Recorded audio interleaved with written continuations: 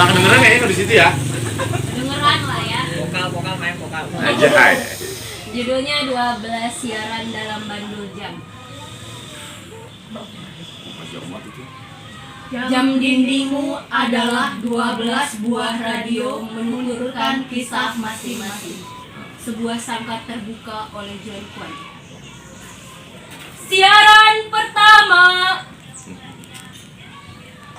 Wahai penyihir bersapu terbang, ambilkan aku api Brahmana, sepotong jantung kelelawar, juga peniti Dewi Malam, Dewi bermata gelombang. Rempah penyubur sepasang tanduk yang lagi tumbuh, membongkar belukar kepalaku. Untuk kupakai menumbuk dada, menanduk perut, biji pelir, dan hijau mata kaum yang lagi bertahta. Seorang anak sampah terdengar memintal rata. Siaran kedua. Datanglah ke sini, wahai kekasih bermuka asbak. Gemersik suara seorang gadis berambut air terjun pada telinga lelaki berpinggang gong. Lelaki kepala gang di ujung rumah samping jalan. Rumah yang dibangun dari tangisan anak-anak gempa kemarin.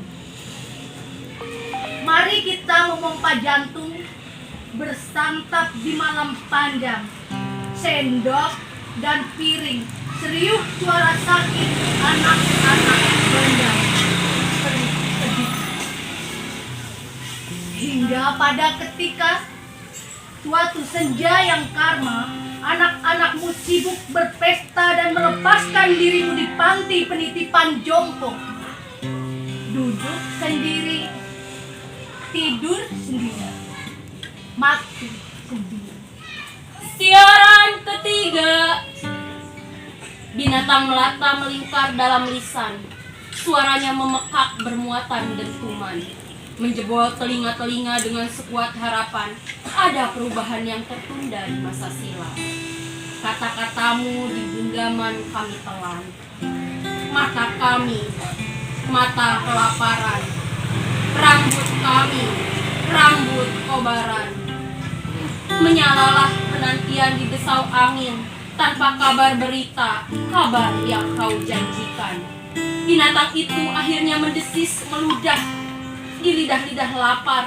Koran-koran berbicara, pagar besi, lampu jalanan, kaca gedung, mobil polisi, peradaban amblas tertelan.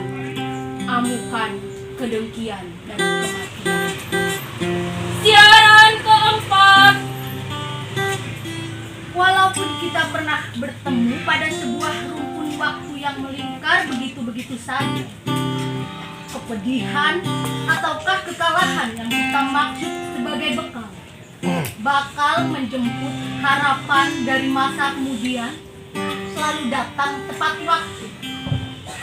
Waktu yang melingkar membawa kegembiraan beserta cinta yang melimpah kita jadikan pijakan, menghadang kesedihan dan nestapa di esok hari.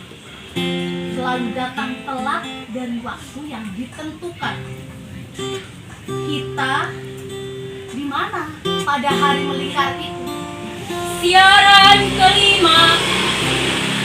Jika kelak mata kita tak mampu lagi nyala, keemasan usia mulai rapuh, sedih terpampang, sejelas barang-barang grosiran di sebuah etalase toko-toko souvenir di sudut Candi Prambanan.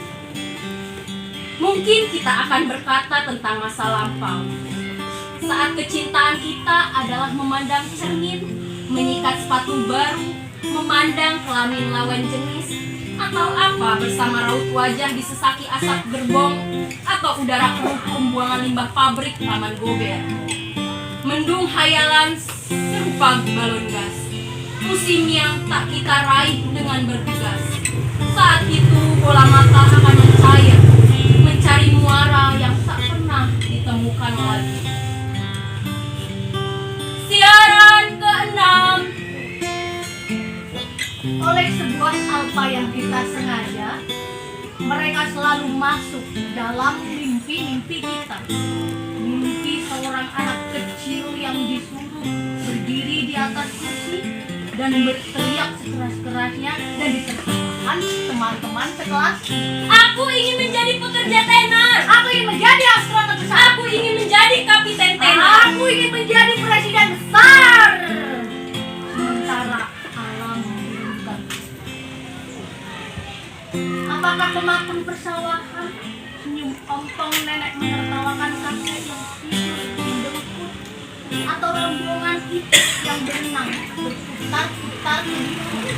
Siaran ketujuh.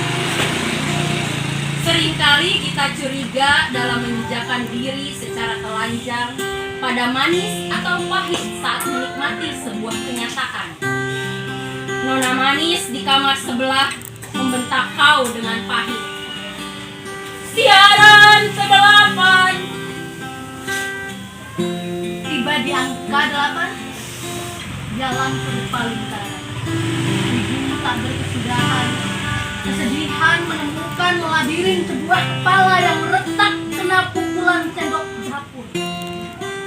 Termos tua yang gelisah, tangga untuk memperbaiki genteng, hati di musim penghujan mulai lapuk, berjatuhan satu-satu. Kita kembali tak dapat mendengkur atau bernyanyi seperti kodok, pangeran kesasar yang minta kecukupan. Kita lantas merindukan igawan atau meracau seperti tukang sihir di lakon film Bari Brima dan Adven Bangun di tahun 80-an. Tubuh dan jiwa kita mulai tersusun. Bayangan bertubuh hitam menjamah hati kita yang mulai kebingungan. Siaran ke-9. Suara penyair dengan kepala terbelah mulai meradang, menghanguskan kepala kita dengan bom imajinasi.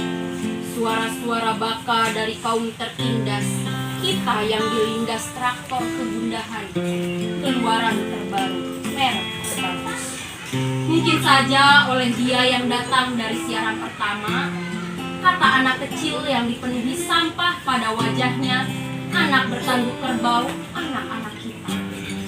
Atau oleh dia yang datang dari judul puisi ini. Hari ke-12 sebelum kau dikebumikan, burung-burung hitam sedang meneropong, mencari celah untuk membuat rumah di hatimu. Siaran ke-10. Ada jalan dalam melangkah menuju ketiadaan. Mengendarai burung hong seperti dalam legenda. Mengendarai burung kolibri yang menyimpan nektar rindu dalam temboloknya. Berpegang pada sayap burung unta yang pandai menyembunyikan aib diri. Bernaung di dada Garuda bersama 5 lamban yang mulai terlupakan. Mengepakkan sayap putih yang datang di siaran berenang di sebuah danau waktu. Mencakar tanah seperti ayam kampung yang lupa kemana pulang ke kandang. Menyedot sarang semut dengan belalai ketabahan yang memanjang panjang-panjang. Mengikat tabung gas 3 kilogram di punggung lalu terbang seperti Iron Man. Menjadi burung-burung rupa di malam hari saat orang-orang bertamasya ke alam impian. Duduk sendirian berteman botol racun serangga sambil menghitung genap atau janji. Siaran ke-11. Jarum-jarum tajam mulai pandai menikam. Sudut mata kita yang tak sepi oleh derayan. Badai Katrina, badai Emily, badai Rita, badai Ophelia menerjang sekujur tubuh dan rongga dada. Wanita-wanita bajak laut itu mengibaratkan usia kita yang hampir panjang, menenggelamkan kita pada keadaan genting, utang yang menumpuk, senyum yang belum terbalas, atau sebuntalan bekal yang ringan menjalani jalan. Kita tak pernah tahu, kita tak pernah menyangka. Siaran ke-12. Siaran yang begitu lama kita harapkan. Seorang anak yang yang datang dari siaran pertama menggedor rumah Jompo di siaran kedua. Anak dan ayah yang dilindas peradaban mulai menari menertawakan kejadian di siaran ketiga. Waktu kembali melingkar mencari bola mata yang mencair, muara yang sama-sama kita rindukan. Nenek ompong dan kakek beruban adalah potret kita pada suatu masa yang tak lagi terjebak pada teka-teki siaran ketujuh. Pertanyaan mulai berembus dalam kesepian. Apakah akulah kodok yang mengharapkan titipan burung-burung di siaran ke-9? Kau mulai terbang ke langit, memuat wanita-wanita manis, siaran ke-11 yang bergelantungan di sekujur rambutmu. Saat kita 19 Desember 2010. Panjang ya. Tunggu, tahan. Satu. Itunya awas yang ini kelihatan namanya. Nah, satu, dua. Pak Deuki. Sama Pak Dewi. Pak Yoyo mana? Wah itu duit setumpuk itu. Weh, itu dari kapan lu? Duit itu adalah Dari print. dari print itu. Pak Deuki. Foto dulu. Foto salim dulu.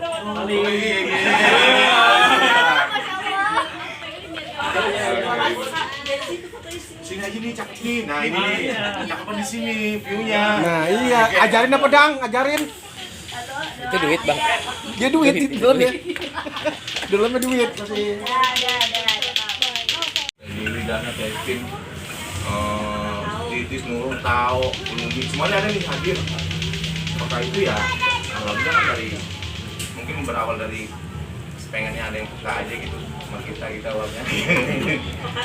Pekain aja. Ya walaupun anak-anak kadang suka kesel gitu kayak mas saya ini.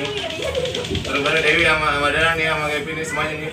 Kalau dulu bang kalau kadang kalau ngide suka Dubai gitu, tapi dikerjain gitu loh bareng-bareng. Nah sebenarnya sih tanpa saya itu orang paling nggak jelasnya, yang jelas tuh mereka.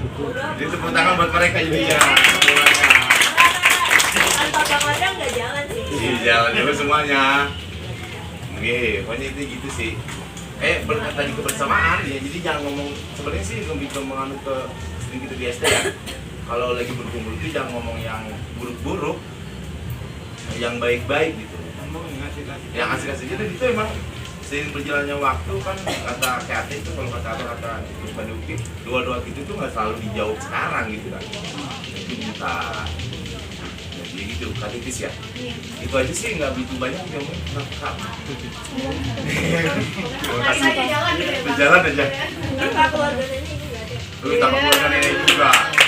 Dan tak lupa keluarga nenek nih hari ini jadi kopi segala macam itu nggak ada yang tiba-tiba. Banyak sih abah yang tiba-tiba dapur tuh 3 tahun sama Kevin lagi kita bawa motor ya Lea. Iya kan. Kata Kevin gini, sebenarnya itu orang paling males bocah bang.